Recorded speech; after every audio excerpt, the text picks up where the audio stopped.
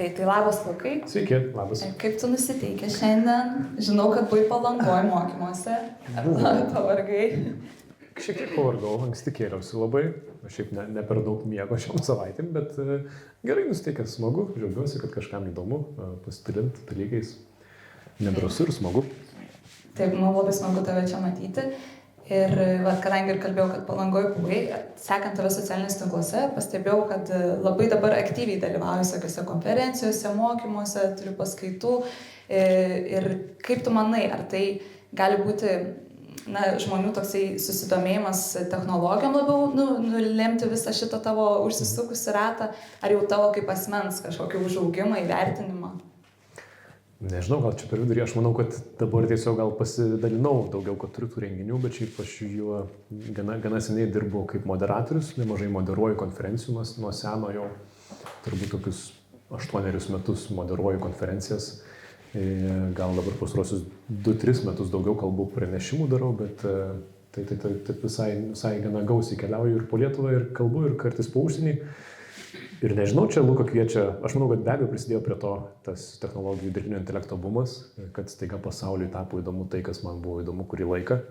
Tai tikrai jaučiu, tuo pačiu gal jau ir jaučiuosi, kad turiu ką papasakoti, nes aš ilgą laiką dirbau radijuje, kalbindavau žmonės, darydavau iš jų interviu ir atėjo laikas, kai kažkada ir pats turiu ko pasidalinti ir noriu pasidalinti, tai ir pasakoju, bet tikrai aš per metus tai tikrai turiu ten arti kartais ir 200 renginių per metus, tai patenka pakartot kartais tą patį, padalyvauti. Man labai patinka, nes kaip žmogui, kuris mėgsta komunikuoti, labai išlendi iš savo burbulo, žinai, kas žmonėms įdomu, patenki kažkokius kontekstus, tenka labai netikėtose renginiuose atsidurti, kur šiaip neatsidurčiau, tai aš esu dėkingas šitom galimybėm.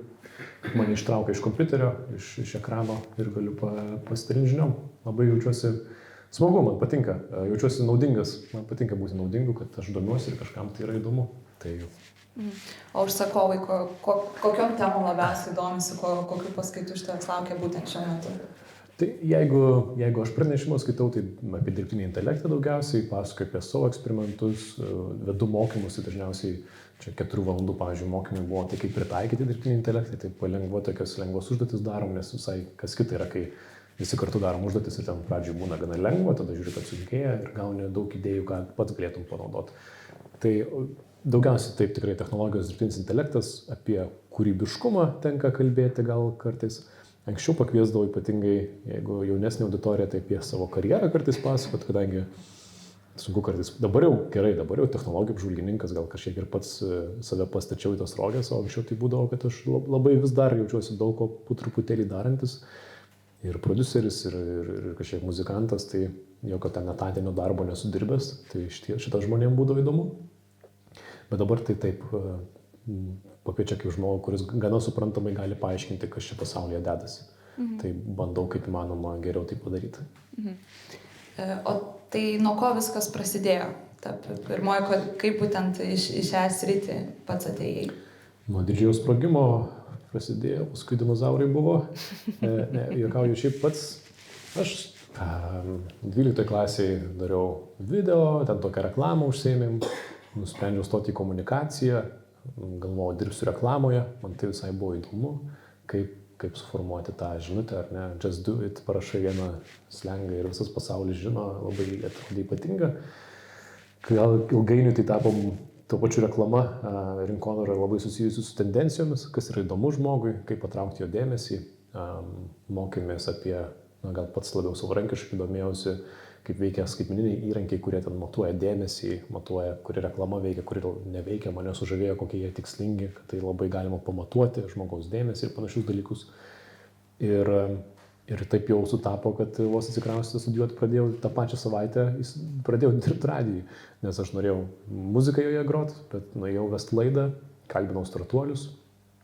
Tas šiek tiek pabodo ir paskui pasiūliau savo, aš turiu idėją, aš norėčiau pasakoti apie naujoves. Tuo metu ten kvantiniai kompiuteriai prasidėjo, bitkoinas tapo tema, gal vaporwave'as, ta visa skaitmeninė kultūra, man atrodė ten taip įdomu yra internete, įdomus pasaulis, su daug užkampių ir tiek daug žmonių apie tai nežino, aš tiesiog norėjau dalintis apie tai. Ir tokia buvo laida Skaitmeniniai horizontai, mane labai užauginusi. domėjausi, tada ten kažkaip gausi į televiziją pakvietė apie tai daryti laidą, paskui Mokslo sriuba žiūriu tą patį daro, ten pasisiūliau, ten dariau reportažų, paskui ir kitų laidų prodiuserių buvau, prie podcastų prisidėjau, nebegėda ir panašiai, visą laiką fone muzika, ypatingai vasarom. Ir tai va, tai Mokslo sriuba jau buvau toks mokslo reporteris, apie tai moderuodavau konferencijas. Gal man patiko visai tos sudėtingos temos, kur kiti gal nedrįsta imtis. Iš tikrųjų man tokios, kur galvoju, net neturi ką lietuviškai tą temą pasiskaityti, kas man yra įdomu. Ir man tai labai gaila, čia yra ką įdomaus pakalbėti. Ir labai man patinka pats tas iššūkis, kaip atrasti tą raktą, kad paaiškintum. Tai aš pats sužinau kažkokią naujovę ir pradžios nesuprantu. Ir turiu pradžiai pats įsigilinti nemažai ir tada sugalvoti, o kaip tai įdėti į žodžius, kad ir kitam tai būtų suprantama. Tai man tai yra toks įdomus iššūkis. Kaip istorijų pasakotojui. Jis man patinka šitas iššūkis. Tai va, o paskui jau pradėjom ir 2 bitai tinklalaidė, kuri vis dar dabar eina, jai tikrai padėjo. Manau, kad šitą mes visai neblogai varom, bet padėjo visas šitas bumas, kuris nutiko, kurio šiek tiek ir tikėjomės gal. Bet ir dabar technologijų, dirbtinis intelektas tikrai mažai kas šią akimirką įdomesnio vyksta pasaulyje. Tiesiog labai angliškas žodis yra exciting, kas vyksta dirbtinio intelekto pasaulyje.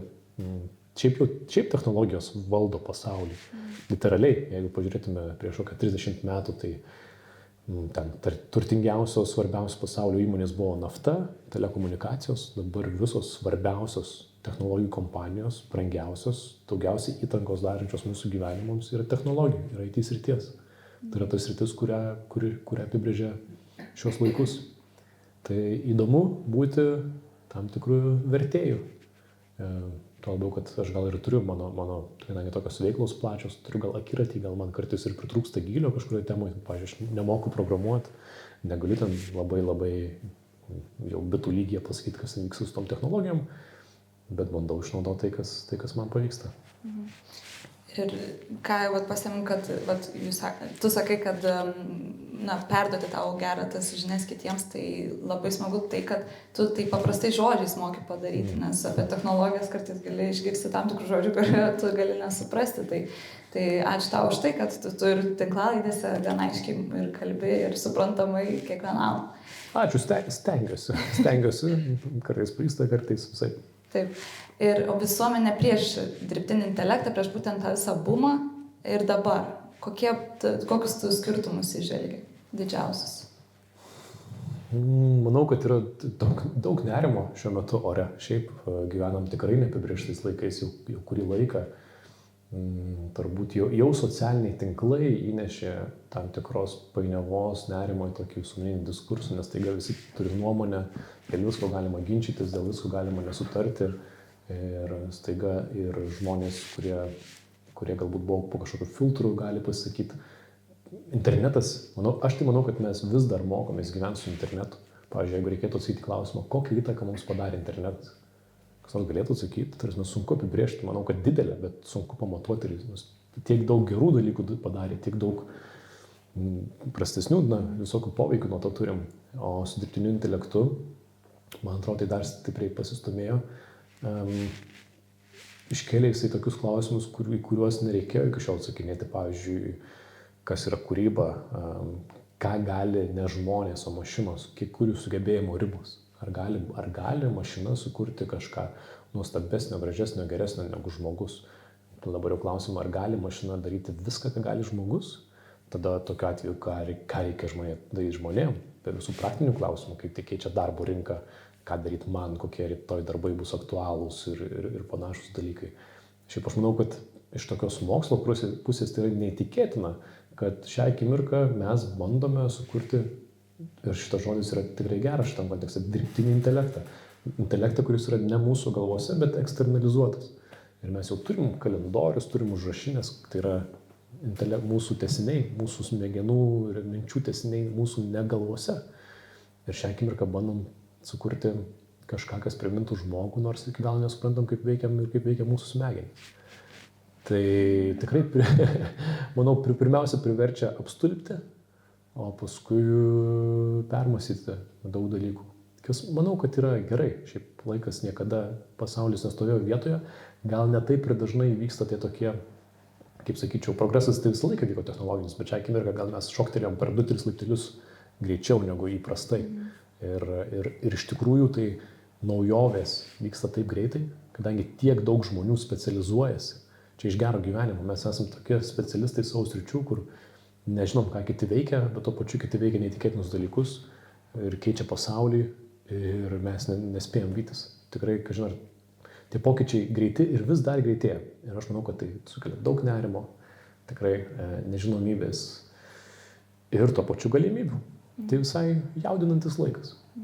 Mes ir patys turbūt taip daug labiau pradėjom ir domėtis būtent viso to ir išbandyti patys visokias įvairias technologijas, ko turbūt anksčiau, gal taip vangiau kažkaip darėme, tai net, nes vis tiek užsienio ten daug greičiau visas prasidėjo ta rinka ir taip toliau pas mus atėjo tik tai viskas vėliau ir atrodo, kad ir patys mes turbūt jaučiam, kad aš bent pati irgi, kad domiuosi jau tokiais dalykais, kur anksčiau, gal net nebuvo įdomu ar ten pabandyti, net neverto, dabar tu žinai, kad be to turbūt jau nebeapsieisi niekaip.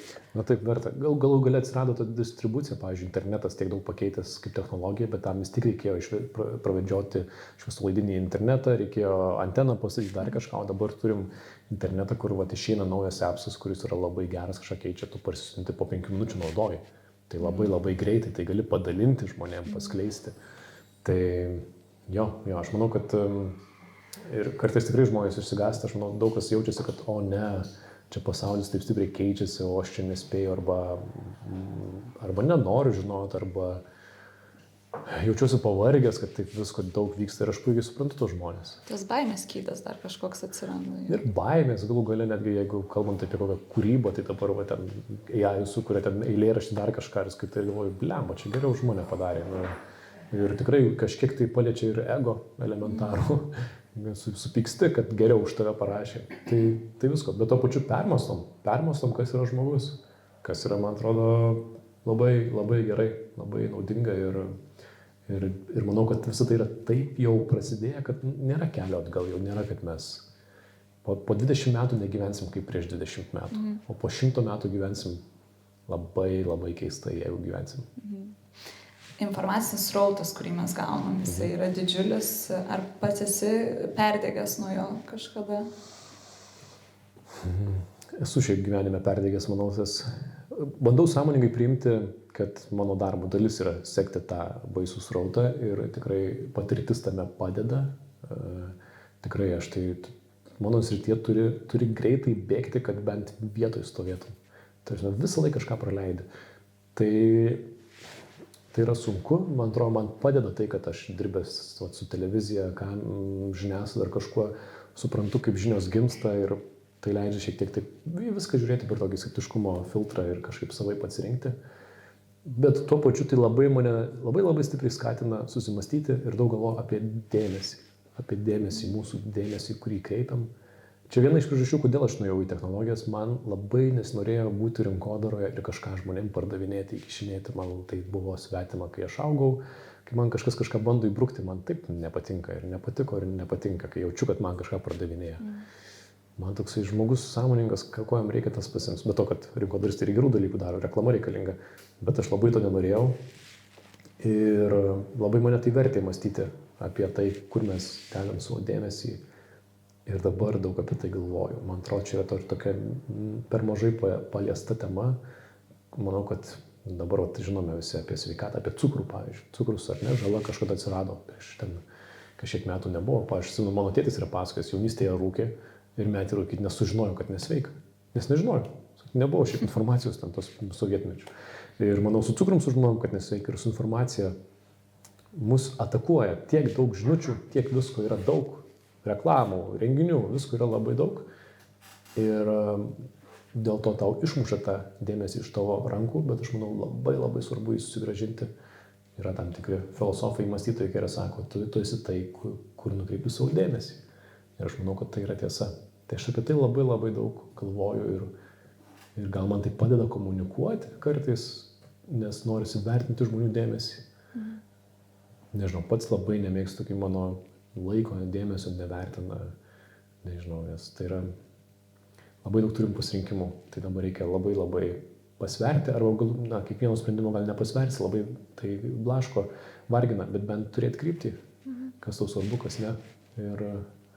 Ir tiek daug yra interesų, kurie nori iš tavęs dėmesio, tą parodyti reklamą, bet mažai yra interesų, kuris sako, pailsėk, pažiūrėk į medį, pažiūrėk į upę.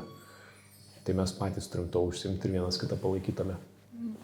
O tai vis tiek, ką tavo akis pirmiausia, gauni tą srautą, ne, kas tau yra įdomiausia, kaip tu būtent atsifiltruoji tas naujienas, kad būtent tau tinka jos? Tai be abejo, kažkaip nėra ten viskas pas mane taip jau griežta, aš irgi ten turiu ir Facebookus, ir Instagramus, ir visko ten plaukia ir panašiai.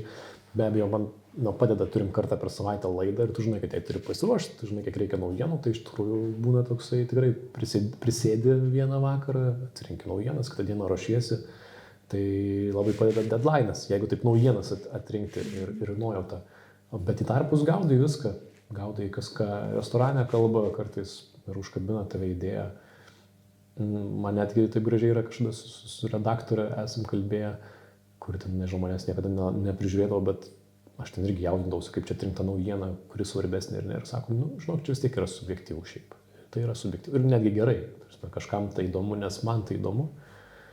Ir aš šią akimirką, turiu tokią, sakykime, privilegiją ir kas man įdomu, tą ir pasakoju, visko nepapasakosiu. Kažkam tai patiks, kažkam ne. Nebandau visiems, nesijaučiu, kad reikia taip kalbėti, kad suprastų visi, bent jau dalis, jeigu supras, tai bus gerai.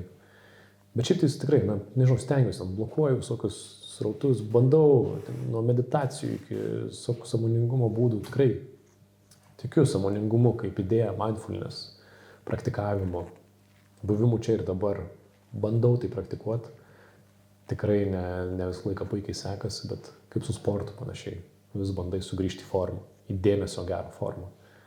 Nes prisimeni, kad tai yra svarbu.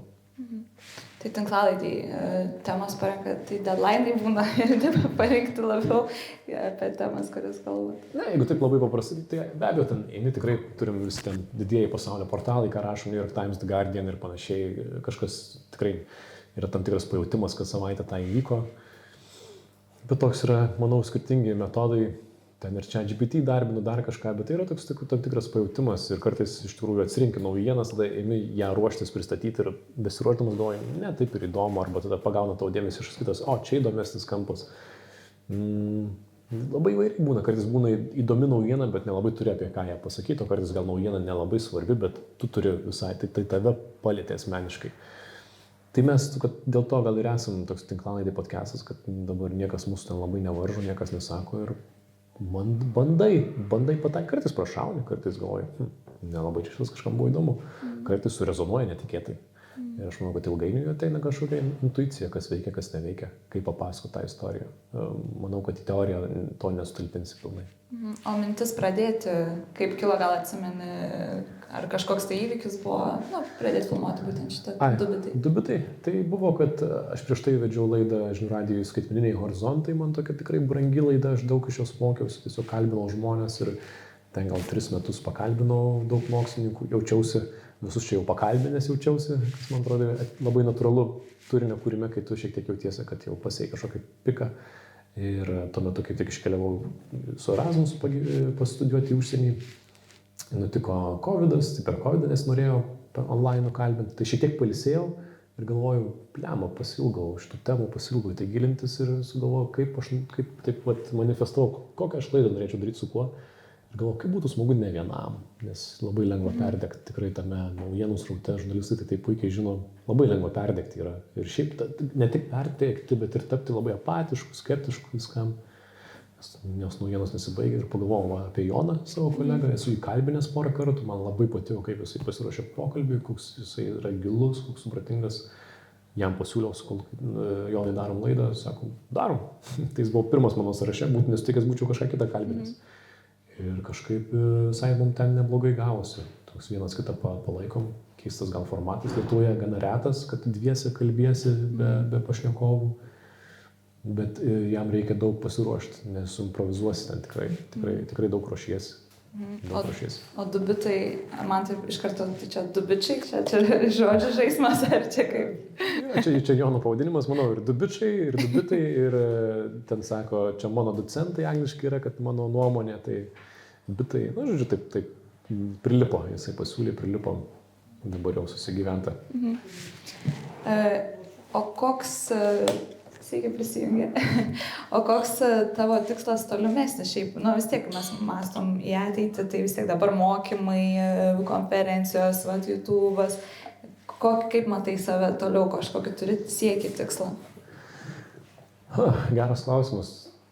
Turiu be abejo, jie besikeičiantys, jeigu turiu kažkokių asmeninių tikslų, iš tikrųjų mano asmeninio gyvenimo tikslai gal net svarbesni negu kažkokie karjeros prasme, taip pat matau būdų, kur augti ir turiu tam tikrų idėjų, turiu vieną nemažą idėją kitiems metams, bet dar šiek tiek nedrąsu anksti sakyti.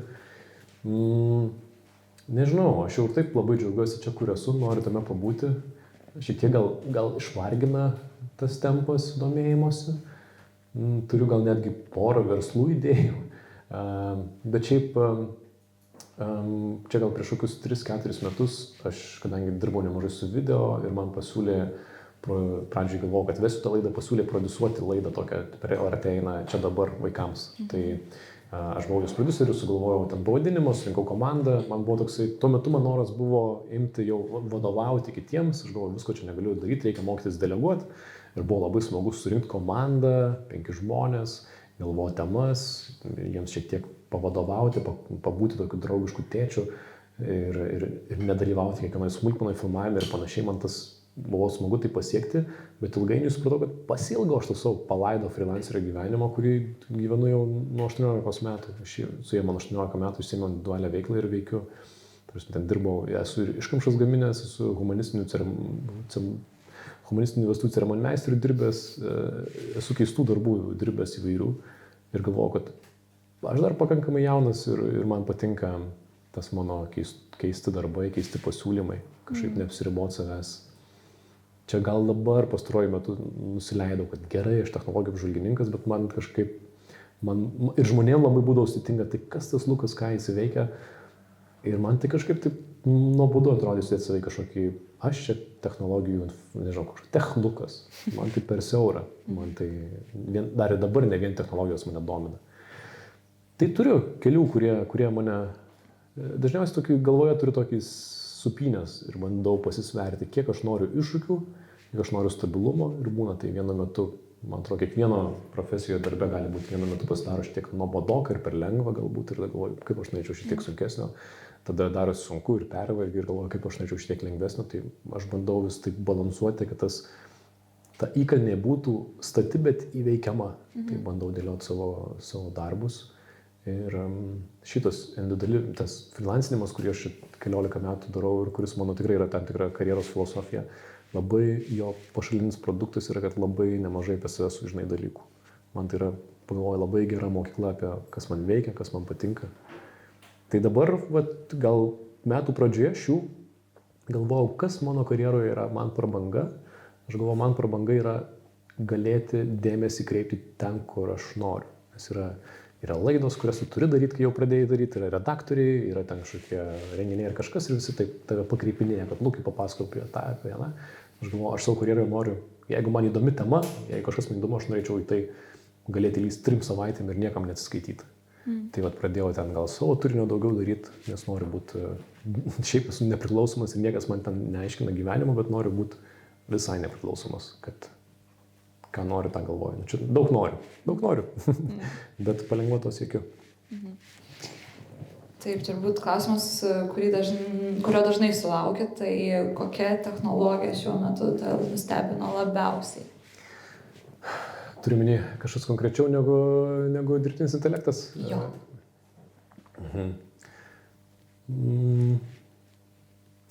Šiaip technologija, kurią naudoju daugiausiai, yra tikrai ChatGPT ir panašus įrankiai. Gal dabar įdomu tas visas agentiškumas, kas vyksta. Labai įdomu programavimo, developerinimo srityje, kiek atsiranda programų, kurios gali iš tikrųjų sukurti už tave website veikiantį ir tai tikrai veikia. Arba šiaip įdomu tokiam mažos automatizacijos dabar yra tokia įdomi tema, ką aš galiu automatizuoti savo gyvenime. Visai nemažai apie tai galvoju ir bandau eksperimentuoti. Vis daugiau galvoju, kad reikia dėti, ir Jonas kolega čia mane gerai pastumė, reikia dėti savo darbus į sistemas. Kaip aš galiu sutaupyti ten, nežinau, 2 minutės per dieną. Apie tai visai nemažai galvoju. Tai nežinau, gal nėra vienos temos kažkurios, vienos technologijos, neišsirinku gal šią akimirką. O čia GPT, ką naujausia atradai, gal kažkokį hintą? Nežinau, tiek daug apie tai vis kalbu, kad bandau sugalvoti. Nežinau, man tai yra tikrai gana dažnas įrankis, kartais būna. Yra buvę dienų, kaip pusę laiko prie kompiuterio su viduje ChatGPT, per jį viską ten darau. Ir man tai yra labai geras mąstymo partneris. Dabar labai ieškau būdų. Labai sunku mokyti dirbtinio intelekto. Tikrai labai sunku. Visi laukia kažkokio mygtuko, kur paspaudė kažką už tai padaro. Arba ateina, ten parašo vieną sakinį, kažką gauna, okei. Bet ne taip tai veikia. Ten reikia galvoti, reikia stipriai sunkiai galvoti, kad galėtum gauti rezultatą. Ir tai yra, žmonės galvoja, kad kaip tik čia už mane padarys. Bet jeigu nori gerai, turi kartu galvoti, pasiūlyti idėjas, šiek tiek gauti atgal. Ir aš taip, pavyzdžiui, su vėl labai gerai išsigryninu idėjas, išsigryninu mintis. Nes man atrodo, kartais, žinau, tokį jausmą, kai galvoju, kažką jauti viduje. Arba, pavyzdžiui, gerai, žmonės sako, aš norėčiau sudaryti savo podcastą. Apie ką tiksliai nežinau. Ir mano nuomonė, kai nežinai, kaip to pasakyti žodžiais, tai iš tikrųjų to nesupranti. Aš manau, kad kai supranti dalyką, tai gali tai įvardinti žodžiais. Ir aš kartais su juo iš tikrųjų ieškau žodžių. Aš turiu tokią idėją. Arba aš su juo bandau gudriau galvoti.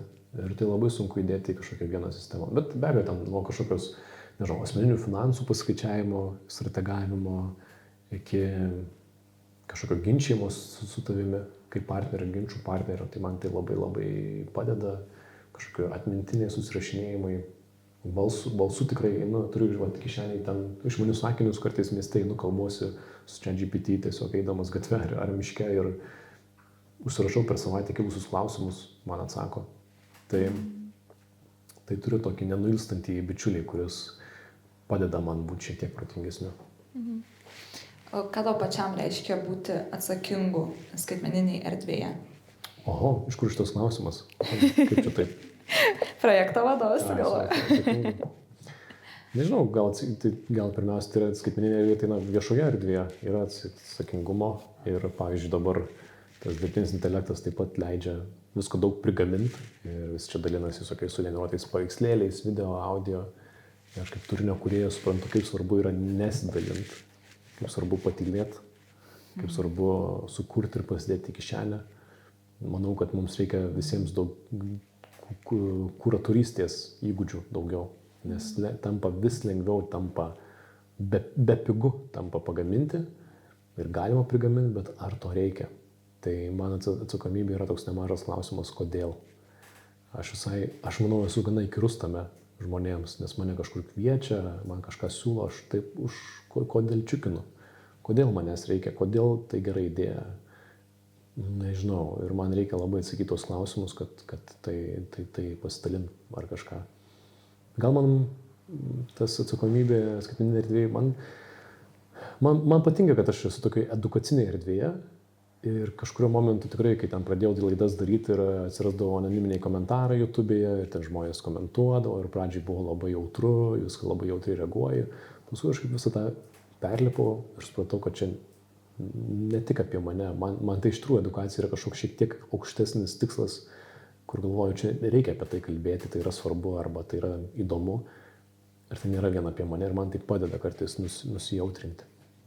Tai va, bet atsakomybė kiekvienam, šiaip, manau, tai yra svarbu. Tai yra, kai žiūri į pasaulį, kur link jis eina, tai mums visiems reikia atsakomybės. Ir aš kaip komunikuotojas stengiuosi atsargiai komunikuoti ir apgalvotai, pasvertą žodį, nes labai lengva devalvuoti. Iš tikrųjų, mes dabar pasitikėjimas yra labai daug žmogui, kurio klausosi kažkas. Ir jeigu aš 2 kartus nusišnekėsiu, tai 3 kartą niekas neklausys. Ir tą labai sąmoningai supranti ir stengiasi, tikiesi, kad tau gal atleisi, jeigu 1 kartą nusikalbėsi, bet ir tai labai vertini, kad negaliu sau leisti nusikalbėti arba meluoti arba nepasakyti kažko.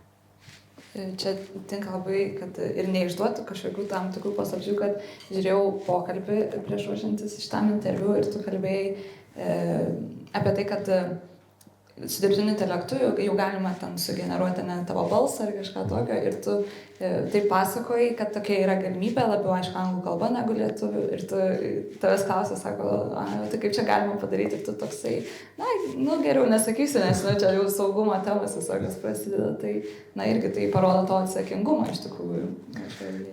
Na, tai čia irgi toks gudras dabar jau. Ir be abejo, tikrai ten manęs klausia daug dalykų, kaip ten, čia mane mergina paliko, kaip atsekti jos lokaciją, kaip čia deepfake'ų pasigaminti, visko ten klausia. Bet, ir pavyzdžiui, yra tokių ten video, kur aš, pavyzdžiui, generavau deepfake'ų su politikais, toksai ten populiarus video. Ir aš norėjau parodyti, kad štai tai yra įmanoma. Ir pažymėjau, kad tai su AI. Ir tuo metu tai atrodė gera idėja, dabar žiūrėt, gal dabar tų video tiek daug, kad aš iš tikrųjų nesidalinu. Tuo metu tai buvo labai nauja, įdomu ir panašiai. Tada jų tiek atsirado daug, kad aš jau iš to išsitraukau. Per daug su to, jau viskas, jau supratau. Okei, ačiū. Nebebėtikit į mane to. Tai taip, band atsakingai vėl iš to paties dėmesio ir bandai atsakingai, kas šiaip sunku, mes su to balansuojam, žinai, visi juokiasi iš LinkedIn, kur žmonės lyg ir dalinasi naudingom įžvalgom, bet iš tikrųjų nori būti aktualūs. Ir tu pats irgi esi dėmesio ekonomikoje dirbi ir tu esi arba aktualus, arba ne. Nori būti aktualus, nori, kad žmonėms būtų įdomu. Ir manau, kad labai matom to viešoje erdvėje, kur portalai, pavyzdžiui, rašo tam visiškai prastas antraštės tam, kad tu paklikintum. Ir tu paklikini, taip, jie gauna peržiūrų, jie gauna už tai pinigų, bet ilgainiui jų pasitikėjimas jais tai mažėja.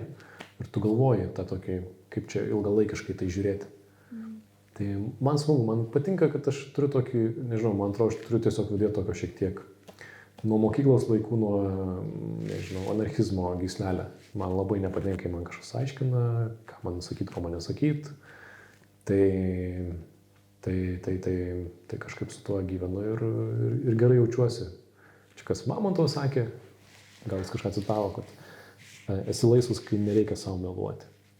Čia žiauriai labai labai stipru, man atrodo. Kai nereikia savo meluoti, kad aš gerai jaučiuosi, kad nereikia savo meluoti, kad man tai patinka, kai nereikia savo meluoti dar kažkokių dalykų.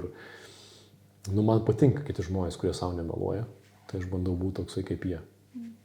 Visko būna, bet labai stengiuosi. Bet tą pavojų vis tiek jau palėtėm tą temą dirbtinio intelekto keliamą, kaip manai, kaip įmanoma sustabdyti iš viso?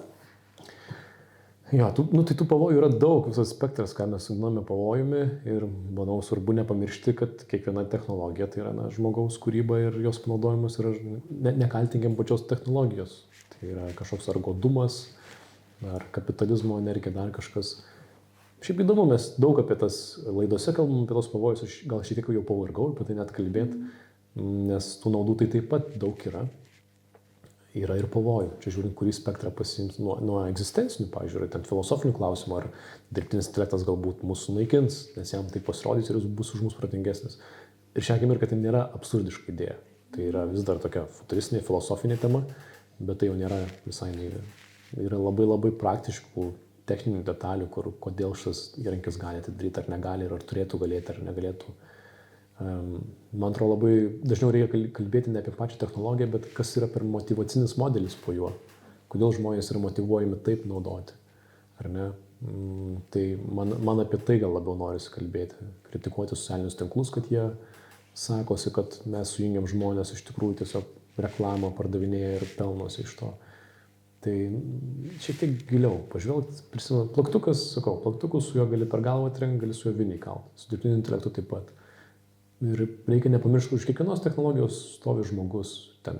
Už kiekvienos technologijos yra mytas, kuriame buvo patvirtinta, kad tai yra gera idėja. Yra kažkoks CEO, kuris už tai gauna pinigus. Ir aš labai norisi, kad tai būtų atskaitomybė už tai. Man bent ir kaip naudotojui, ir kaip technologijos žvalgininkui, kad šiaip mes galim rinktis.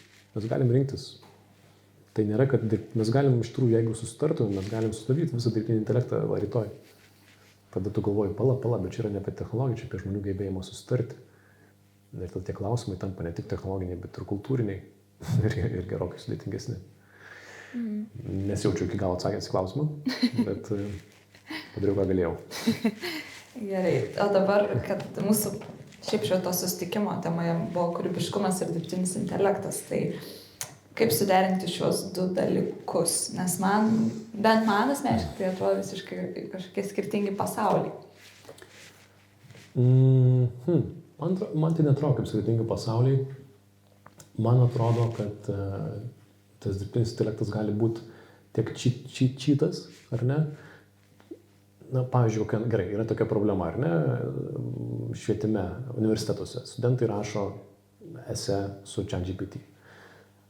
Tai tu gali eiti ir parašyti esė su ChatGPT, būti nekūrybiškas, bet pasieksi tikslą, gausi ten kažkokį pažymį ir panašiai, arba gali su juo pasitardamas tai daryti, įdarbinamas, turiu savo idėjas, sakau, randu informacijos, kurios galbūt neraščiau ir mes kartu padarysime geriau negu aš vienas. Aš manau, tai yra tokia technologija, kur jeigu tu esi dundukas, tai tu dabar gali būti dar labiau dundukas. Jeigu tu esi ir tiem žmonėm, kurie iš tikrųjų yra imlūs naujovėms, kurie yra drąsūs, kurie nori išbandyti, kurie turi vidinės motyvacijos kažkaip gerai padaryti, tai jiems tai yra dar geresnis įrankis. Ir viskas, vėl klausimas yra motyvacinė sistema, kas tave motyvuoja, ar ne? Ir aš tai džiaugiuosi, yra tam tikras, manau, šitų įrankių toks naudojimo ciklas. Yra pirmas įspūdis, tu pabandai, galvoju, wow, tada dar šiek tiek pabandai, galvoju, pala, čia pusė dalykų neveikia, tada galbūt išsilygina ir sprendė, nu gerai, čia maždaug taip reikia daryti. Aš dabar jau džiaugiuosi girdėdamas žmonės, vienas draugas pasakoja, žinai, aš ten gavau iš banko kažkokį dokumentą ir ten su ChatGPT aš ten jį skaitau ir atsakinėju ir man nesigauna ir aš piktas tampu. Aš nervuojuosi, kad man pačiam reiks galvoti. Aš nervuojuosi, kad man pačiam reikės galvoti. Ir čia labai gerą temą užgriebė. Yra toksai tyrimas Amerikoje vyko, 3 studentų grupėm davė rašyti berods esė. Vieni rašė savarankiškai be jokios pagalbos su galva, kiti su Google, o treti su ChatGPT. Ir jiems sakė, kad jie tikrina jų kūrybiškumą ir tas kūrybiškumas irgi skiriasi, kai iš tikrųjų galų gale jie tam parašė tos esė ir vėliau prašė jų perpasakoti, ką parašėte. Tai tie, kas rašė savarankiškai, galėjo daug geriau perpasakoti, kas tai buvo. Ir iš tikrųjų, tuo metu, tarp kitko, matavo jų smegenų veiklą, kiek jinai aktyvi, kiek ten veiklos vyksta. Tai be abejo, tie, kas rašė patys, ten daugiausiai smegenyse vyko veiklos. Tai tikrai daugiausiai patys mokėsi, ten vyko ginčai galvoje. Tie, kas rašė su ChatGPT, tai mažiausiai tos veiklos buvo, mažiausiai įsiminė ir mažiausiai galėjo perpasakoti, ką jie parašė. Tai rezultatą gal netgi panašų jie galėjo gauti, bet tas žmogus, kuris savarankiškai rašė, šiek tiek pakilo aukščiau. Bet čia nėra nauja problema. Aš, pavyzdžiui, galvoju apie tai, kad žmonės nesusimąsto, bet mes dabar jau gyvenam nerealybėje labai daug. Pavyzdžiui, aš važiavau čia į Klaipėdą, važiuoju, ten mašina ant autopiloto, aš klausau podcast'o, aš net nežinau, kur aš esu. Tai važiuoju su žemėlapiu, aš nesu tarp Vilniaus ir Kauno. Aš tuo metu esu savo galvoj, su savo reikalais. Aš esu kitame pasaulyje, mano minčių pasaulyje. Žmonės taip jau su tai žemėlapiais, tu skrendi kartais į kitą šalį, tiesiog žiūri į žemėlapį tau į kairę, į dešinę. Tu fiziškai esi fiziškai ten, tave gali partrenkti automobilis, bet mintimis aš kartais tarp šalių keliauju ir galvoju, skrendi ir tu net nežinai, kur tu esi tiksliai. Tu esi labiau savo galvoje, tai nėra nauja. Tik man atrodo, reikia atsargiai išeiti į tą minčių pasaulį. Tai aš manau, kad tai yra visiškai suderinama. Tarp kitko, pavyzdžiui, idėjų generavime aš esu įsitikinęs, kad ChatGPT šią akimirką nenusileidžia žmogui, bet kurioje srityje.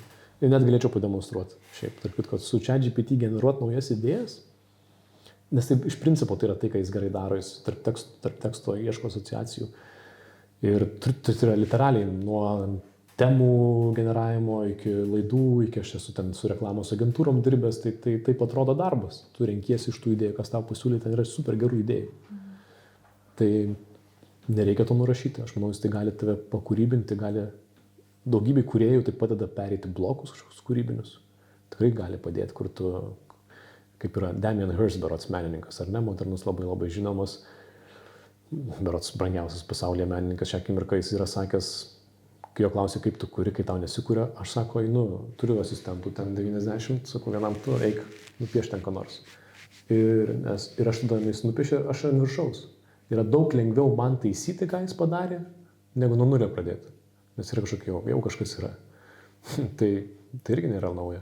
Tas pats, pavyzdžiui, apie muziką kartais sako, čia muzika tai yra be sielos ar dar kažką, arba čia paspaudi ir kažkas gaunasi.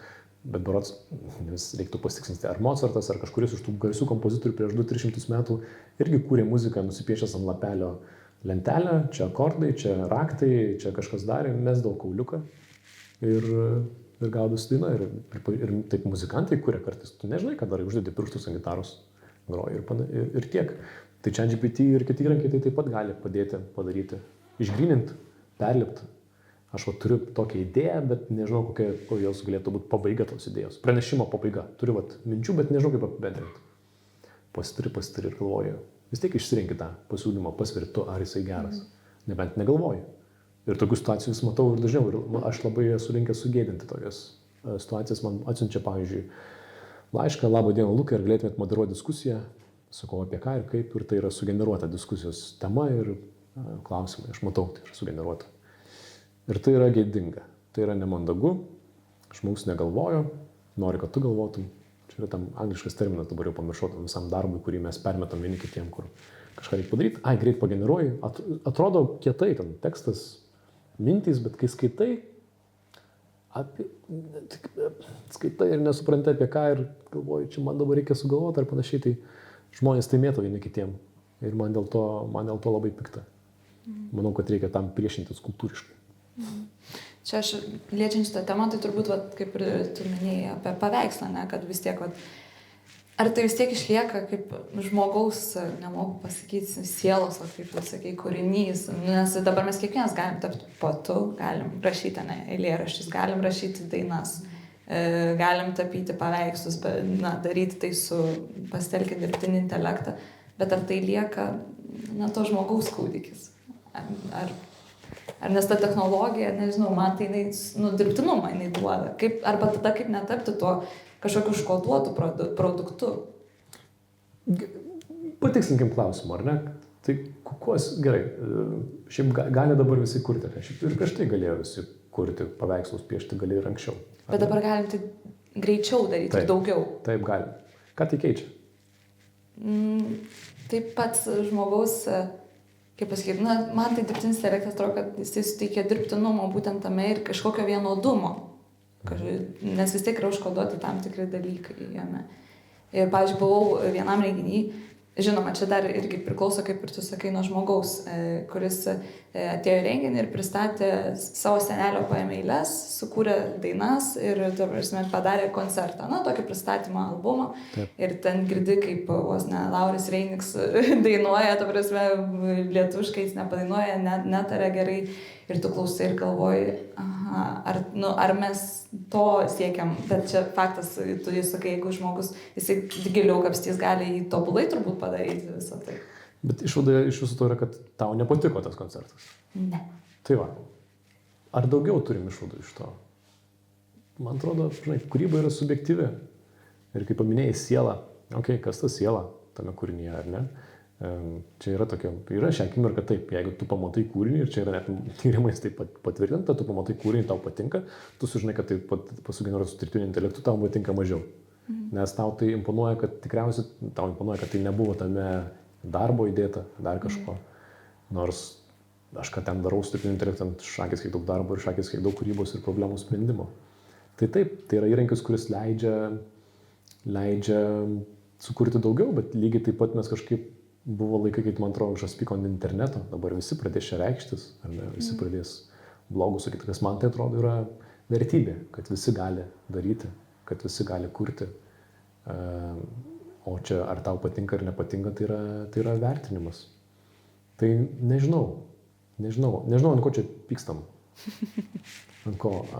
Aš apie tai gal šiaip galvojęs ir nežinau. Aš džiaugiuosi, kad žmonės gali kurti. Užnisa, kad visko tiek daug ir reikia dar labiau atsirinkti. Bet kai pagalvoju, kai aš sakydavau, anksčiau būdavo ten tiesa kažką. Anksčiau buvo aiškesnis susitarimas dėl to, kas yra tiesa. Nes buvo 5 laikraščiai, pavyzdžiui. Nes laikraštį išleisti yra sunku. Tau reikia spausdinimo mašinų, tau reikia redaktorių, tau reikia straipsnių, tau reikia visos hierarchijos ir struktūros.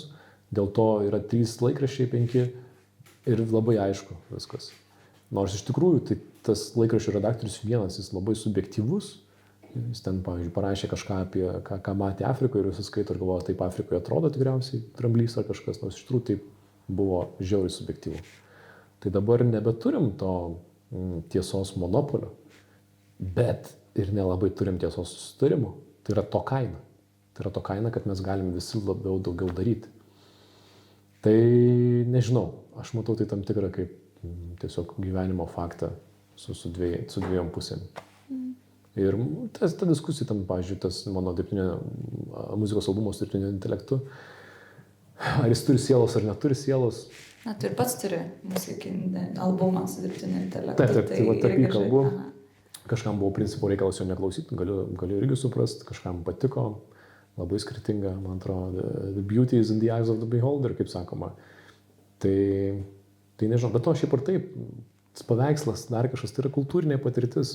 Sutikime, kai matome, nežinau, groja žmogus gatvėje ir tau patinka arba nepatinka, bet tai staiga sužinai, kad jisai sirga vėžiu. Čia paskutinė jo gyvenimo diena ir jis nusprendė groti šitą dainą dabar gatvėje. Tau iš karto širdies griebia. Muzika tai ta pati. Tai manau, kad susimąstyti apie tai irgi verta. Ir nežinau, man kartais, kai ten bando muziką ar kažkur ten sakyti, kad čia yra gerai, čia yra blogai, na, čia tavo nuomonė. Žinai, gerai. Tau patinka, tam nepatinka. Manau, man tai atrodo svarbiau yra turėti visam tam erdvės. Man neprivalo patikti, tau neprivalo patikti. Aš manau, kad yra, čia toks filosofinis ginčas, tikrai, kas yra kūryba ir panašiai, aš manau, yra vienos nuomonė gali būti vertingesnė. Pavyzdžiui, jeigu tas žmogus skiria pusę savo gyvenimo analizuoti klasikinę muziką, gilintis jos istoriją ir panašiai, jo nuomonė yra vertingesnė negu to žmogaus, kuriam tai vienodai. Ir jeigu ten, nežinau, finansavimą reikia paskirstyti, tai geriau klausykime to žmogaus, kuris tai gilinosi. Jisai turės gilesnių įžvalgų, kuriuos mes negalim padaryti. Bet tik tiek, šiaip, tik tiek. Čia gal tiesiog toksai skaudulys atsiranda, jeigu ir tu pats kažką, rašai, darai ir tada tu matai, kad kitas žmogus, čia tu jau, kaip ir tu sakai, kažkokie jau tai pavydo ir žmogaus kažkokio faktorių turbūt momentai atsiranda, nes, tu rašai ten, sakykime, kažkiek gyvenimo laiko ir vis tiek tai darai lėčiau, o atsiranda, dirbtinis intelektas ir kitas žmogus ateina, sako, aš žiūrėk, kiek prirašęs, tu tiek negalėjai. Tai, žinai, čia toks faktorius turbūt ir sunervina labiausiai. Tikriausiai, kad sunervina, bet ar turėtų? Ir aš manau, kad verta pagalvoti apie tokį pasaulį, kur... O jeigu, pavyzdžiui, dabar jau tai yra realybė šiek tiek, kur jeigu dirbtinis intelektas sukurs geresnį filmą, geresnę operą, labiau pripažintą filmą, operą, simfoniją negu žmogus, tai ką? Tai šiaip gyventi, tai yra faktas. Tiesiog jeigu jis sukurs labai gerą filmą, tu gali ant to pykti, bet tai yra faktas. Labai geras filmas ir yra šiaip medijų filosofų, kas man labai įdomu apie tai svarstyti, yra medijų filosofų, kurie, pavyzdžiui, argumentuoja, kad šiaip saviraiška yra mada. Kad saviraiška yra šių laikų mada, kuri praeis. Prieš 100 metų ten Amerikoje gal visi vaikščiojo vyrai su skrybėlėm, buvo privaloma, o šią akimirką mes visi norim save išreikšti, mes visi norim turėti ten kažką, savo podcastą, savo blogą, kad mūsų klausytųsi, gal tai praeis. Ir aš tai, pavyzdžiui, irgi gal kartais apie tai galvoju, kad tai gal yra kitų poreikių, aukštesnių, gal ta Maslow piramidė dar nesibaigia. Galų gale, kuo iš tikrųjų šiais laikais mes žavimės, ar iš tikrųjų tuo genijumi, kuris padarė labai gerą simfoniją ir jam visi lankstos ir matai, kaip jisai kaifuoja, kas gerai žmogui, kad kažkas, bet yra žmonių, kaip gražu yra žiūrėti tą, nežinau, stalių, kuris drožia ten tą pypkę savo ir jam tai patinka drožti, jis tai daro for the sake of. Tai yra visai nuostabu. Ir šiaip aš labai gerai jaučiuosi, kai aš kažką darau, ne dėl kažko, kad reikia, bet, pavyzdžiui, sėdžiu po medžiu, skaitau poeziją ir tiesiog skaitau, nes man patinka ir niekas to neįvertina ir dar kažką, iš to nebus jokių didelių išvadų, niekas už tai nepaplos, arba dainuoju savo vieną su gitara namie, nes man taip jaučiasi. Ir manau, kad tie, kas kuria kas nemoka dėl to kurti, kad tai yra man gera, tai labai kažką praleidžia svarbaus. O gal atsimeni, kiek užtrukai laiko, kuriant savo tą muzikinį albumą dirbtinio intelekto? Užtrukau 3 mėnesius. Tikrai vakarais dirbdamas 5 kūriniai, ten tas įrankis buvo labai naujas. Ten ta istorija tokia, kad aš testavau tos muzikos generavimo įrankius, jie atsirado, aš juos testuoju, kažką ten sugeneruoju, okei. Ir vienu metu tiesiog elementariai galiu išduoti. Tiesiog anksčiau galėjai sugeneruoti 40 sekundžių dainą ir viskas. Ir patinka arba ne. Ir staiga atsirado funkcija, kad jeigu tau patiko, tu gali pratęsti. Ir tu gal dar gali pasakyti, kad pratęsk šiek tiek taip ir anaip. Ir man tokia, čia yra režisūra. Čia aš galiu dainuoti, turėti priedaininį uždainį. aš jau galiu iš to kurt, jau tiek minimaliai tiek reikia kurt. Ir galvoju, ir ten lietuviškai jau kartais taria į tą pusę ir galvoju, čia geras iššūkis yra man kaip žmogui tarp muzikos ir technologijų ir aš norėjau tai padaryti pirmiau negu Bareikis asmeniškai ar kažkas kitas iš popso pasaulio. Tai tikrai naktim sėdėjau, ieškojau būdų ir galvojau geras. Norėjau paskatinti diskusiją šitą temą apie autorių teisės ir tai tikrai aš ant tų konferencijų apie tas autorių teisės ten kalbėjau ne vienoje ir ne dviejose. Tarp muzikantų, yra kas ant mane supyko muzikantai, ir kas nesikalba dabar, nes esu išleidęs tą albumą. Vienas, man kas keiščiausia, buvo garso inžinierius vienas, kur tu sukuri muziką, bet kokią, su gitarai, įrašai, mikrofonu ir reikia padaryti vadinamai masteringą, sutvarkyti garsą, toks techninis dalykas. Ir vienam žmogui nusinčiu ten pažįstamam, aš tau sumokėsiu, ar gali padaryti. Ir sako, jisai pradėjo daryti, sako, žinok, man žiauriai nejauku, aš nedarysiu. Aš galvoju, wow, čia yra žiauriai įdomu, čia yra labai įdomu. Nes čia. Ir tada norėjau paskatinti tokią diskusiją, man tai atrodė svarbu. Smagu būti pirmam, man patinka kažką pirmam padaryti, smagumo tame yra, iššūkis ar pavyks ar nepavyks. Ir gausi panašiai kaip ir tikėjausi. Išėjo kažkokia diskusija, žmonės, nemažai ką man atrodo pirmiausia buvo tas šokas, kad tai yra įmanoma, kad tai yra klausytina. Net aš metu klausau ir groja per radiją ir aš leidau kažkam ir čia buvo generuotas albumas. Aš galvoju, čia šiaip groja per radiją muziką. Ir tada žmonės, čia įmanoma mygtukus spaudžiant, sugeneruoti muziką ir lietuvišką dainavimą ir skamba kaip balsas, bet jis niekam nepriklauso. Aš mažiausiai esu tiesiog kaip muzikantui man įdomu eksperimentuoti, man įdomu, kas įmanoma. Esu ten sugeneravęs porą garsų, kuriuo aš nebuvau girdėjęs. Dabar ir man tai paskatino labai nemažai fantazijos, aš galiu įsivaizduoti, kaip ateityje atrodys muzika. Man atrodo jėga, šiaip bus naujų įrankių, kaip dabar. Aš, pavyzdžiui, fantazuoju, jau ne pirmą kartą, bet dabar norėčiau, pavyzdžiui, padaryti pirmąjį generuotą DJ setą. Norėčiau pakabinti kamerą, čia reikėtų, neturiu tam išteklių, bet pakabini kamerą šokio aikšteliai, prijungi prie įrankių ir įeina į šokio aikštelę vaikinas šviesiom kelnėm ir daina po 3 sekundžių užsikūrė. Ei, tu šviesiom kelnėm, putu. Tai yra įmanoma. Arba, pavyzdžiui, manau, kad ateityje bus galima turėti instrumentų, kur aš dabar ant gitaros, ant pianino galiu, pavyzdžiui, nusukti aukštus dažnius, turi ten būti kažkoks garsas. Aš manau, kad ateityje bus galima pasukti knobą, kur, pavyzdžiui, bus agresyvumas. Garsas suagresyvės. Tiesiog bus piktesnis, kad ir kas, arba sentimentalesnis. Manau. Ir aš manau, kad dar po kažkada, nežinau, ar mes, ar vaikai, ar anūkai, manau, kad galų gale einam link to, kad atlikėjas tiesiog jaus, o tu girdėsi. Aš manau, nueisim iki to. Ir tavo pasakymas 3 mėnesiai paneigia mano tą mintį, kad čia viskas greitai pasidaro. Ne, tam reikia darbo. Buvo darbo pinigų, samdžiau prodiuserį, kuris garsą tvarkė ir tiesiog, kad mes nebandėm, nebūtume pajėgę, nebandėm padaryti kažkokio numeris 1 hito. Bandėm, kad būtų kažkaip fainai, bet nebandėm padaryti, kad dabar jau būtų galima daryti iššūkį, padaryti hitą. Ir būtų galima padaryti hitą, pasidėjus. Bet tuo metu ne toks tikslas buvo. Dar kalbant apie muziką, tai artėja jūsų grupės 10-mečio koncertas. Ir įdomu, ar jam jo pasiruošimui kažkaip išnaudojat dirbtinį intelektą, technologijas, gal kažkokių praktinių turi pavyzdžių? Ne, neišnaudojam visai.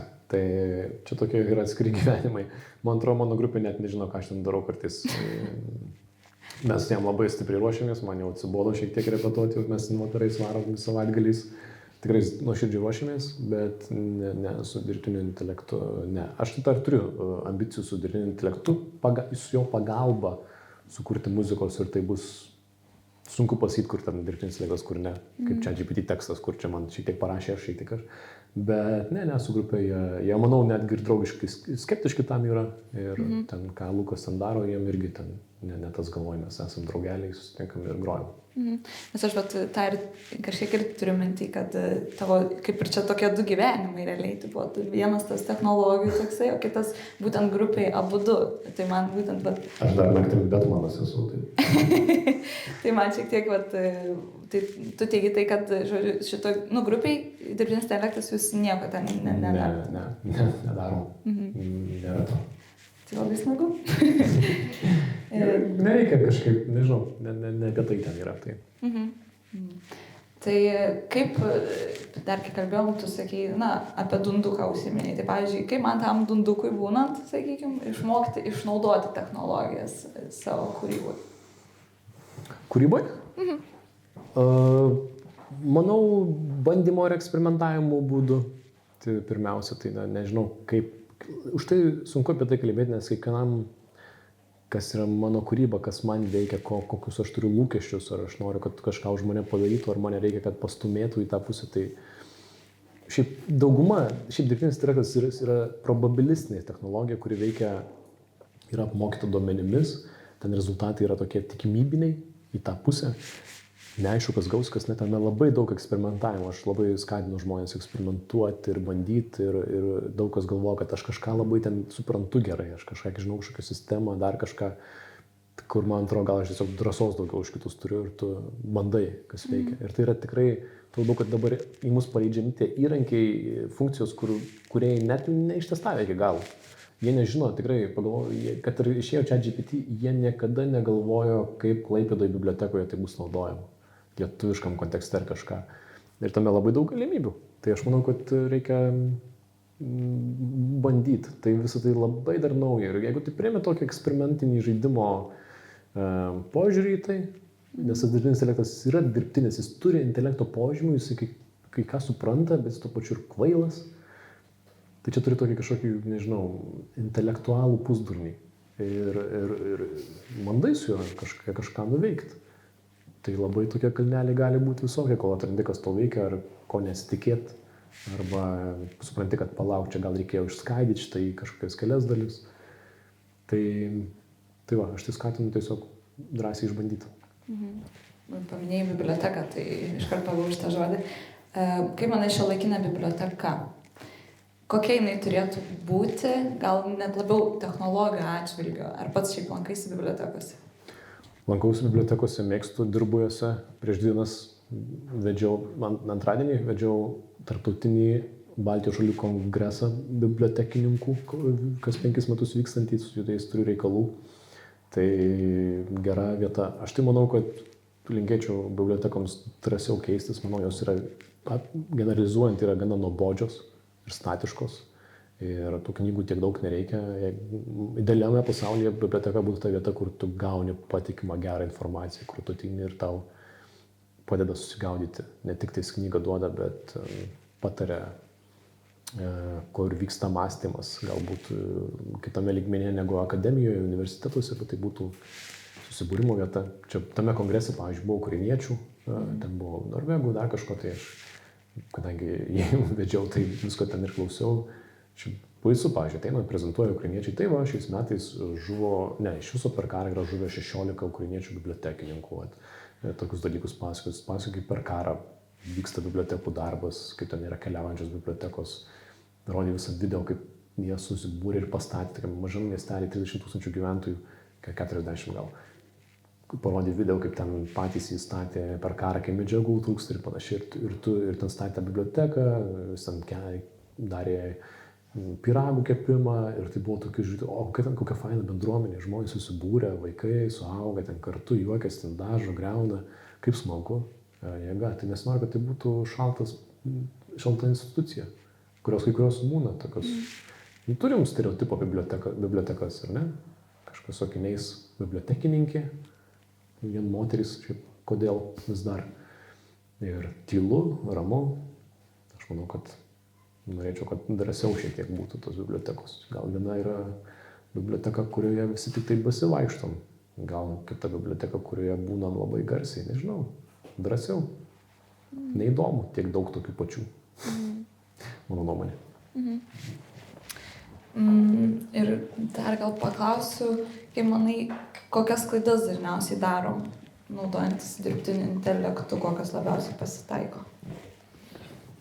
Aš taip visinaučiu, kad dirbtinis intelektas tai yra sinonimas ChatGPT. Man tai dažniausiai, kas šiaip yra tik tai labai siaura dalis, bet suprantu klausimą. Šiaip tai pirmiausia, tai nauja tema, naujas chato langas. Turit naują temą, generavot paveikslėlį, uždarot, atsidarot naują langą, neikit į tą chatą gilų. Tas labai svarbu. Tikrai labai svarbu. Antra, kad ir kokia būtų tema, neikit į tą susirašinėjimą ilgai. Reikia tą pirminę užklausą formuluoti labai daug. gauti atsakymą, pažiūrėti jį, kaip galėjau jį geriau padaryti, papildau, redaguoju tą pirmą užklausą, ją dar pridedu sakinį, galėjau dar pridedu sakinį, dar geresnę gaunu. Ir tu pradžiai pasidarai kažkokią užklausą, kuri jau tau tinkama. Tai manau, kad daug kas nueina ir kažkaip vienu sakiniu bando išspręsti savo gyvenimo problemas. Kas jeigu ten vienu sakiniu viskas veiktų, tai mes visi be darbo būtume. Kur iš tikrųjų ten, ir aš nesau, kad ten reikia prie to jau sėdėti ir sunku kartais pasiverti, ar čia verta ten laikos, bet, tai dėkit ten, nežinau, darbo bent 5 minutės, suveikit konteksto, informacijos, tikslo, pagalvokit apie tai ir tas rezultatas bus tikrai geresnis, išsamesnis. Yra tam tikri principai, vienas iš jų vadinasi shit in, shit out. Įdėsi šiai, gausi šiai. Tai reikia jam konteksto. Nes jeigu duosi gero, jeigu turi savo duomenų, su puikiai su to veikia jam, reikia su tuo šiek tiek dirbti kartu, padėti, suformuoti gerą briefą jam, tada jis gali tikrai padėti. Ir šiaip jisai yra tas ChatGPT, apskritai dirbtinis intelektas, mes gal to nejaučiame kasdienybėje, tai pirmiausia yra įrankis žmonėm, kurie dirba su labai dideliais duomenų kiekiais. Jeigu tu, nežinau, su genetikoje, dar kažkuo, jeigu tu turi daug duomenų, ir tikrai ne kiekvienas iš mūsų tokiai srityje dirbam, bet jeigu turi daug duomenų, tai būtent dirbtinis intelektas yra metodai, kurie padeda gauti tokias įžvalgas, kur žmogus nepajėgus. Jis nepajėgus tiek duomenų aprėpti smegenys. Sugeba išvelgti kažką, ką eilinis žmogus nepastebi. Daugumą mes neturim tų duomenų. Bet tie, kas turi, tai yra neįtikėtinas įrankis. O mes jau galim pasitikėti visiškai ties skaičiais, jeigu pateikiam jam duomenis, jisai nesuklys nieko, nuliuko, nenubrauks. Negalim pasitikėti. Jis nėra, kai supranti jo veikimo principus, net ir, po 10 metų negalės pasitikėti. Šiaip. Neturėtum. Jis veikia probabilistiniais principais. Jisai spėja. Jis daro visą laiką geriausią spėjimą. Ir dar yra taip paprogramuotas, kad tau patiktų ir įtiktų. Tai teoriškai būtų galima jam ten labai griežtai liepti, kad jeigu tu nežinai, tai nežinok, bet matyti jis yra apmokytas, kad jis daugiau šansų atspėti yra, jeigu kažką spėsi, kaip teste. Tavęs kažko klausi, tu gali nieko nežymėti, bet greičiausiai žymėsi kažką iš ABC, kad gal atspėsi. Tai taip daro ir jisai. Pasitikėti faktinę informaciją negalima, bet to pačiu didžiulė nauda, be abejo, ten yra GPTs, kur tu savais duomenimis apmoka ir ten pasitikėjimas jau visai geras laipsnis, kuris neina į kitus duomenis, dirba tik su tavo. Galima pasitikėti ten tikrai gerą faktualumo lygį, bet šiaip jis labai naudingas ne faktinėse darbuose. Pavyzdžiui, sugalvok man produkto pavadinimą. Ir tame neįmanoma suklysti. Jis gali pasiūlyti 1000 variantų. Gali 1000 variantų ar ten 100, kurie prasideda iš A raidės. Ir tame nėra blogų atsakymų. O ten jeigu klausi 9 metais kažkas jisai gali suklysti, bet jie tikrai tame gerėja. Tai toks yra, keista, pavyzdžiui, tie patys ten ChatGPT ir panašiai, jie sakytų, ne, mes neskirtim medicinai arba sveikatai. Neskirtimės. Ten teisininkai tikrai turėtų ilgą visą monologą, bet mes geriname atsakymus medicininius klausimus. Ir žmonės yra žmonės, kas paklausė ChatGPT ir gavo atsakymą ir paklausė ir numirė. Yra žmonių tikrai, kurie išsigydė ligas, kur ten 10-mečiais jiems niekas neišgydė. Su to pačiu įrankiu. Bet kaip pagalvoji, tai kai eini pas gydytoją, irgi tai būna. Ar ne? Vienas gydytojas gali nusikalbėti, kitas labai gerai pasako, tie 3 gydytojai tarpusavy nesutarė. Tai tada pradedi galvoti, kas yra ta tiesa, arba labiau kas tas autoritetas tiesos. Arba galų gale, kas yra tavo tiesa. Ar ne? Kas tai pasakė, ar kur tai įrašyta. Turiuomenį yra faktai, dėl kurių nesiginčysim, ten kažkas žemė apvali ir panašiai, bet kiek geras tavo atsakymas, tu pats nusprendi, kiek tai tau tinka. Taip, tai mūsų, aš kaip tik matau ranką, žadėjau sakyti mūsų pokalbis į pabaigą, tai turim publikos čia pas mus, tai gal turit klausimų Lukui? Man labai įdomu, dabar apie ChatGPT, reiškia, gandas ar mitas, tiesa ar mitas, ar reikia jam padėkoti, toksai man reikalas. Nereikia. Bet jis kažkaip kitaip atsakinėja, kaip jam padėkoju, bet jau su Google yra šitaip, jeigu tu jam su juo pasisveikini, sakai, hei Google, man galėtum tą ir tą, tai visai kitaip biškį vyksta.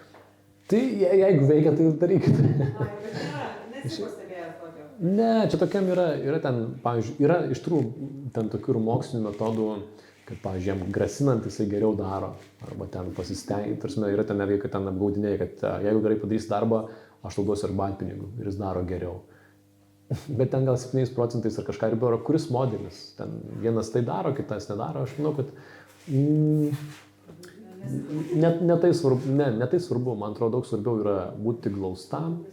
Kas neveikia, tai su juo ginčytis. Daug, manau, vertingiau yra nesakyti, ką tu negerai darai, o kaip darai, kad būtų gerai. Tiesiog teikti jam, o ne neigti. Kaip ir žmogui, tarp kitko, labai žmogiškai. Šiaip glaustai būti, aiškiai kalbėti trumpai, kuo konkrečiau, aiškiai nubrėžti tikslą.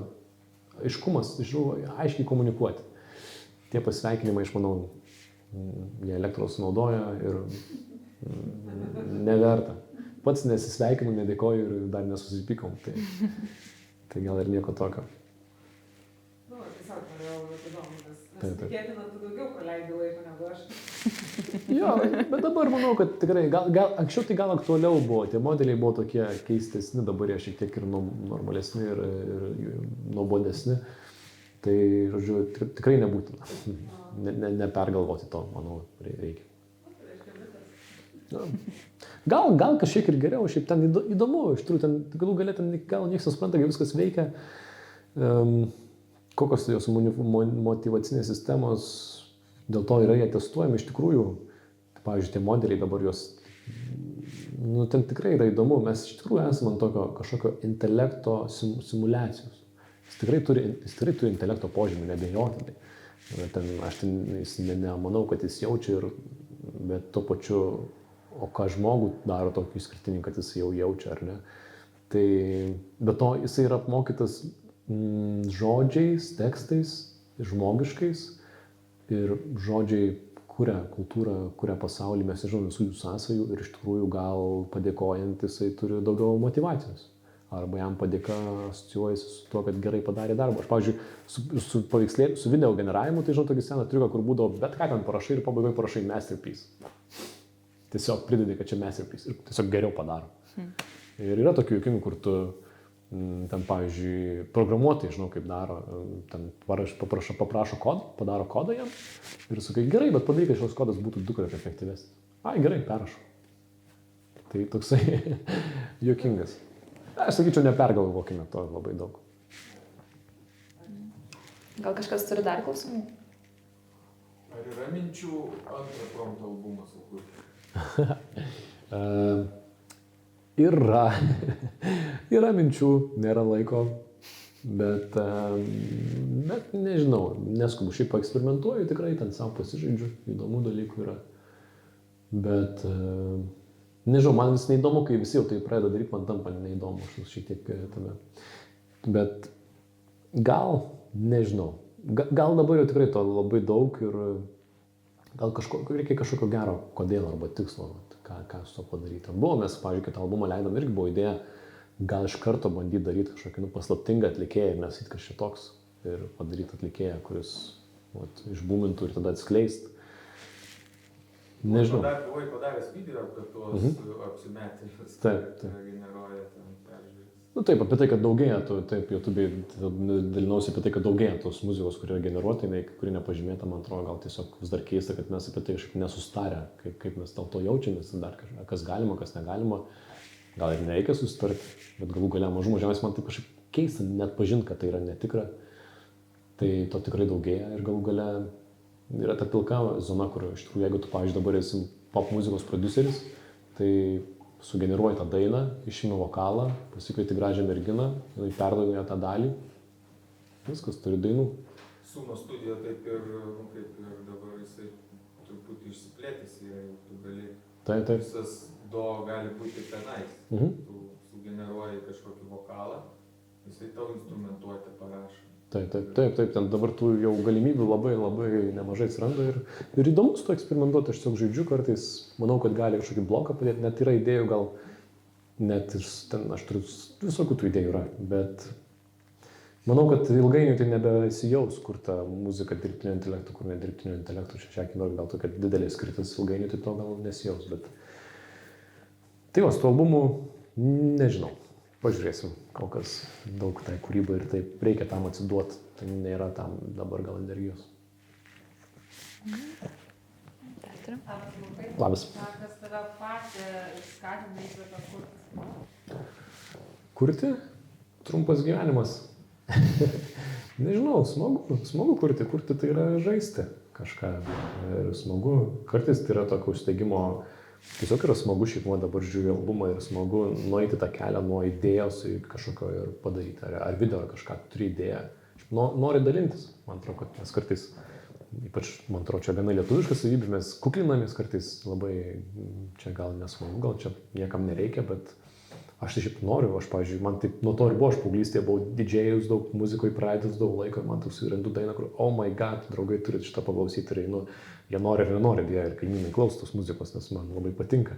Ir iš tokio didelio noro pasidalinti, kažką padaryti taip, kaip įgyvendinti savo idėją yra smagu, kaip čia tą kažkokį kūrybos pagimdymą padaryti, kas šiek tai yra malonu, kad kažkam patinka, tai labai tokia, bet man reikia to, kodėl ir, nežinau, su ta kūryba irgi, nežinau, aš gal stengiuosi ne per daug romantizuoti, man atrodo, įkvėpimui reikia kažkokios dvasios kibirkšties, bet nemažai kūryboje yra ir tiesiog darbo, pabaigti darbą. Tai va, man patinka galvoti, labai fainai yra tas pats muzika grojant ar kažką darant, sugalvoti, arba atsim didžiaujant, labai smagu, kai tu esi kontrolėje, ką kiti žmonės jaus, kaip baisiai skambėtų. Ir tu žinai, kad po 3 sekundžių dabar visi toj pakels rankas į viršų. Ir tu taip ir padarai. Nusprendai, kad po 20 ir pum, padarai. Arba koncerte groji ir tu tiesiog visi kažkaip kartu jaučia tą emociją. Ir man atrodo, tai yra kažkas labai tokio pozityviai gyvuliško. Ir to, nežinau, kam nepasakysi tekstu tai, ką gali pasakyti muziką. Arba netgi rilsų gali pasakyti kažką kitokio negu tekstu. Tai va, smagu. Kurti yra smagu. Ar dar turim klausimų? Turbūt ne. Taip, tai padėkoti belieka, Lukui. Iš tikrųjų, ačiū, kad atvykai pas mus. Daug pozityvių tokių minčių išgirdau tikrai apie dirbtinį intelektą būtent, nes kaip ir mes kalbėjom, kad sakau, aš būsiu šiek tiek nusiteikus prieš jį, bet man, žinok, nelabai pavyko, nes tu mane įtikinai. Gerai, smagu, kad nebuvo vien negatyvas. Jo, tai kas jeigu dar nesekat Luko, tai sekit socialiniuose tinkluose, nes tikrai jisai labai aiškiai ir, kaip sakiau, žmogiška kalba paaiškina, kas galbūt mums nėra kartais aišku. Tai dar kartą labai dėkojam tau, Lukai, ir aš kviesiu Ingą dar tarti žodį. Ačiū už kvietimą.